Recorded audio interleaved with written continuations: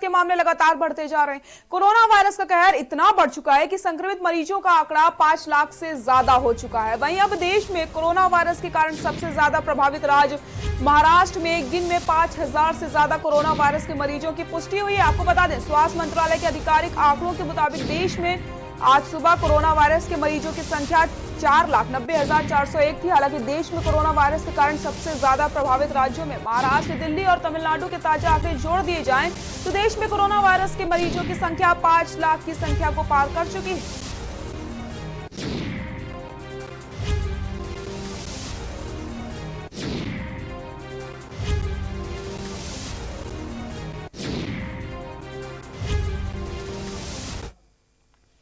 काशीपुर में quarantine centre में duty पर तैनात 2 महिला पुलिसकर्मियों समेत 9 लोग कोरोना पॉजिटिव पाए गए।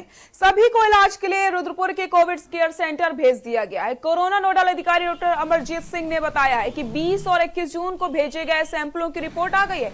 इन रिपोर्ट्स में 2 महिला पुलिसकर्मी समेत 9 लोग कोरोना पॉजिटिव पाए गए हैं। जिन 2 महिला पुलिसकर्मियों की रिपोर्ट पॉजिटिव आई है, उनकी ड्यूटी बाजपुर रोड स्थित एक सेंटर में लगाई गई थी। 2 महिला पुलिसकर्मियों के पॉजिटिव आने के बाद पुलिस विभाग में हड़कंप मच गया है।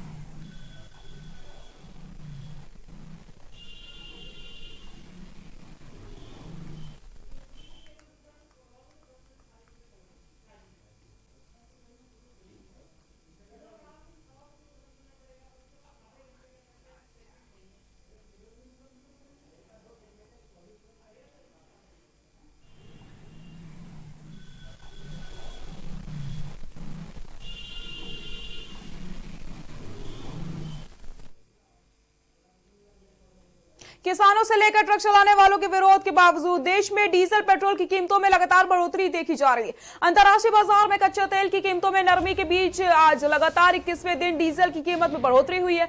इस दिन जहां डीजल 21 पैसे महंगा हुआ है तो पेट्रोल की कीमत में 25 पैसे का इजाफा हुआ है। पिछले 21 दिनों से डीजल में 11 रुपए तो पेट्रोल में 9 रुपए 12 पैसे महंगा हो चुका है। यूं तो पेट्रोल की कीमत से ज्यादा डीजल की कीमत होने से समाज का हर वर्ग परेशान है और अलग अलग प्रतिक्रिया दे रहा है। शनिवार 27 जून को भी सरकारी तेल की कंपनियों ने ईंधन की कीमतों में बढ़ोतरी करी है।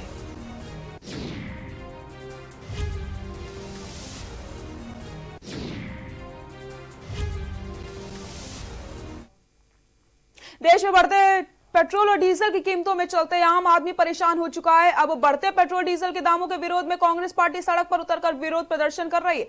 बागेश्वर में राज्यसभा सांसद प्रदीप टमटा के नेतृत्व में एसबीआई तिराहे पर केंद्र व राज्य सरकारों का पुतला कांग्रेस पार्टी द्वारा दहन किया गया है। कांग्रेस पार्टी ने पेट्रोल डीजल की बढ़ती कीमतों के लिए केंद्र सरकार के रवैये को तानाशाही बताया है। कांग्रेसी कार्यकर्ताओं ने तेल की कीमतों को तत्काल प्रभाव से कम करते हुए जनता को राहत प्रदान करने की बात कही है। राज्यसभा सांसद प्रदीप टमटा ने पेट्रोल व डीजल की कीमतों में हो रही बेहताशा बढ़ोतरी को अन्याय करार देते हुए कीमतों को कम करने व नेता प्रतिपक्ष प्रीतम सिंह पर राज्य सरकार द्वारा लगाए गए गलत मुकदमे वापस लेने की मांग करते हुए विपक्ष विरोध प्रदर्शन को लोकतंत्र व जनता की आवाज बताया है।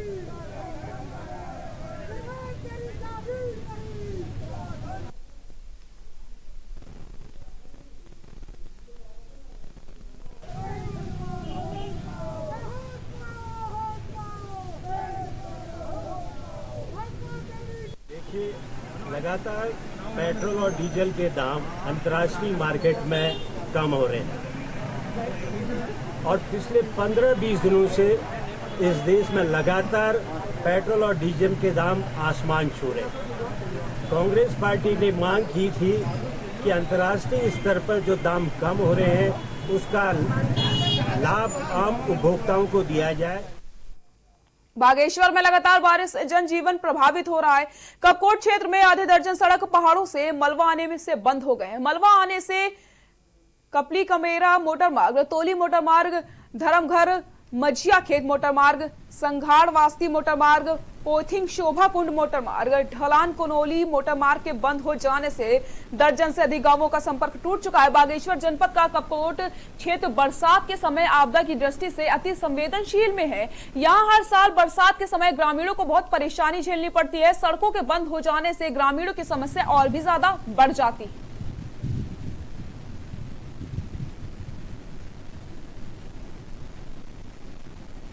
उसमें अभी हमारे जनपद में जो इरिगेशन डिपार्टमेंट से हमें आंकड़े प्राप्त हुए हैं, इसमें बागेश्वर में 27.5 mm, कपकोट में 22.5 mm और गरुड़ में 7.5 mm बारिश बताई गई है। और जैसा कि आप देख रहे हैं कि नदी का जलस्तर भी हमारा लगातार बढ़ता जा रहा है, तो इसमें सभी तहसीलों को, थानों को अलर्ट किया गया है। इसके अलावा हमारी एक जल पुलिस चौकी भी बनाई गई है बागनाथ मंदिर के पास। और इस बारिश से हमारी अभी 6 हमारे ग्रामीण मोटर मार्ग बंद है और सभी मार्गों में संबंधित विभागों के द्वारा PWD और PMGSY के द्वारा JCB भेजी गई है और काम लगातार किया जा रहा है। लालकुआं से हाथीखाना 25 एकड़ बंगाली कॉलोनी और हल्द्वानी के लिए जाने वाली लिंक रोड कई सालों से अपनी बदहाली के आंसू रो रही है। रोड में बरसातों के दिनों पानी इतना ज्यादा भर जाता है कि यहां से आने जाने वाले लोगों को भारी दिक्कतों का सामना करना पड़ता है। सबसे ज्यादा दिक्कत छोटे बच्चों को आती है जो इस गंदे पानी में चलकर आते हैं, लेकिन स्थानीय विधायक और जिला प्रशासन को इस रोड में पानी नहीं दिखता। 20 सालों से इस रोड का निर्माण नहीं हो पाया। देखने वाली बात यही होगी कि आंखें मूंदे जिला प्रशासन और जनप्रतिनिधि जनता की इस समस्या को कब सुनेंगे।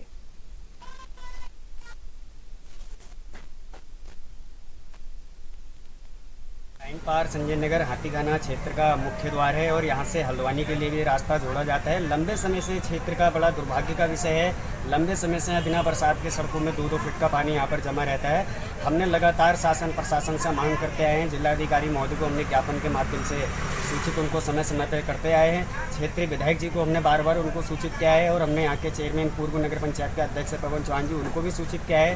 बीच में मैं अपने ही आवास पे धरने पे बैठा हुआ था। मैंने इसमें संकल्प लिया था जब तक इस सड़क का निर्माण नहीं होता तब तक मैं अपने दाढ़ी और बाल नहीं बनाऊंगा। बीच में विधायक जी के कहने पर और पूर्व चेयरमैन जी के द्वारा उनकी संस्तुति कुछ बनी थी। उन्होंने आश्वासन दिया कि 1 महीने के अंदर हम इस सड़क का निर्माण कर देंगे। लगभग 15 दिन उसको गुजर चुके हैं। अभी बरसात का समय चल रहा है। महामारी यहाँ फैलने की बहुत बड़ी आशंका है और लगातार हम मांग करते आ रहे हैं। यहाँ पर कोई सुनने के लिए तैयार नहीं होता। एक बहुत ही बड़ी क्षेत्र की मुख्य द्वार एक खलारी बाबा का आश्रम है। धार्मिक स्थल यहाँ से जोड़े जाते हैं। उत्तराखंड में मानसून के नजदीक आते ही प्रशासन ने अपनी तैयारियां तेज कर दी हैं, जिसके चलते आज बाजपुर तहसील में तहसीलदार ने अधिकारियों की बैठक ली है। बाढ़ चौकियों के साथ साथ लोगों को नदी से दूर रहने के लिए जागरूक किया गया है। बता दें कि बाजपुर विधानसभा क्षेत्र में कोसी, गाडरी और नदी प्रभावित है, जो हर साल मानसून के मौसम में तेज बहाव के चलते कटान करने लगती है, जिससे लोगों को जान का खतरा पैदा हो जाता है। जिसके चलते आज बाजपुर में लोगों को जागरूक करने और उनकी सुरक्षा को देखते हुए तहसीलदार ने अधिकारियों के साथ बैठक करी है। तहसीलदार प्रेम सिंह चौहान ने बताया कि मानसून के मौसम के चलते 6 बाढ़ चौकियां बनाई गई हैं, जहां अधिकारी तैनात रहेंगे और उन लोगों को जागरूक करेंगे। साथ ही साथ उन्होंने अवैध खनन पर रोक लगाने के लिए अधिकारियों को निर्देश जारी किए हैं। हमारा पूरा स्टाफ नदी के किनारे जो भी क्षेत्र या जो बाढ़ प्रभावित क्षेत्र है उनको लोगों को सतर्क किया जा रहा है। नदी के किनारे विशेषकर जो भी लोग बसे हुए उनको नदी में न जाने के लिए प्रेरित किया जा रहा है, जिससे कोई भी अप्रिय घटना ना हो और जान माल की मतलब सुरक्षा रहे।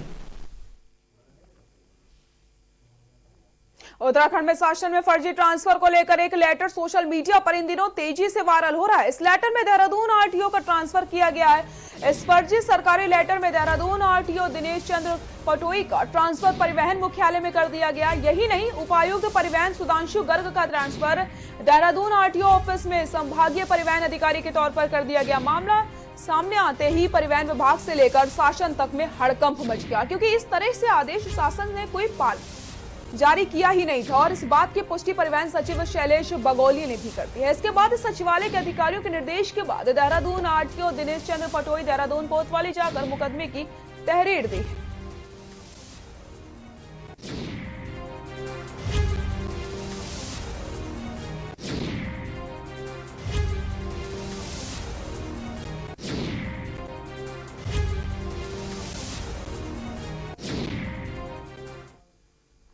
नैनीताल हाईकोर्ट ने जिला योजना मद के तहत सरकार की ओर से जारी 110 करोड़ रुपए की धनराशि के खर्च करने पर रोक लगा दी है। कोर्ट ने सरकार को चुनाव आयोग से राय मशवरा करने के निर्देश जारी कर दिए। मुख्य न्यायाधीश रमेश रंगनाथन और न्यायमूर्ति RC खुलबे की खंडपीठ में मामले की सुनवाई हुई। आपको बता दें, उत्तरकाशी के जिला पंचायत सदस्य प्रदीप भट्ट की ओर से जनहित याचिका के माध्यम से चुनौती दी गई है।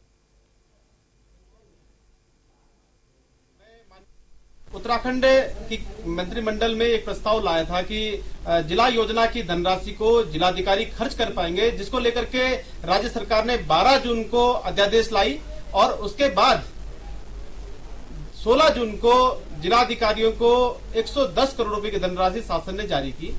और इस पर मैं माननीय उच्च न्यायालय नैनीताल गया। मैंने उसमें एक जनहित याचिका दायर करके मैंने न्यायालय से गुहार लगाई कि इस धनराशि को खर्च करने पर आप रोक लगा दे, क्योंकि उत्तराखंड राज्य में जिला नियोजन समिति का विधिवत रूप से गठन नहीं हुआ है और चुनाव की आधी से अधिक प्रक्रिया पूरी हो चुकी है, नामांकन हो चुके हैं, नामांकन पत्रों की जांच हो चुकी है, नामांकन वापसी हो चुके हैं, सिर्फ मतदान होना बाकी है। नैनीताल के नगर पालिका परिषद में वेतन नहीं मिलने पर नाराज सफाई कर्मी 2 दिवसीय सांकेतिक प्रदर्शन शुरू कर दिया। देवभूमि उत्तराखंड में सफाई कर्मचारी संघ के नगर पालिका के कर्मियों के लंबित वेतन का भुगतान करने की मांग करी जा रही। कर्मचारी संघ के अध्यक्ष ने कहा है कि उन्होंने इस संबंध में कई बार पालिका उच्च अधिकारियों से बात की है, लेकिन उन्हें आश्वासन के सिवा कुछ भी नहीं मिला। हड़ताल पर बैठे कर्मचारियों का कहना है कि उन्हें बीते 3 महीने से वेतन तथा पेंशन का भुगतान नहीं हुआ है, जिससे कर्मचारियों को आर्थिक संकट से गुजरना पड़ रहा है। कई बार अधिकारियों से बात की गई है, लेकिन कोई हल नहीं निकला है, जिसके चलते कर्मचारी संघ द्वारा धरना प्रदर्शन किया जा रहा है। अगर 29 जून तक उनका भुगतान नहीं किया गया तो पूर्ण रूप से कार्य को बहिष्कार कर दिया जाएगा।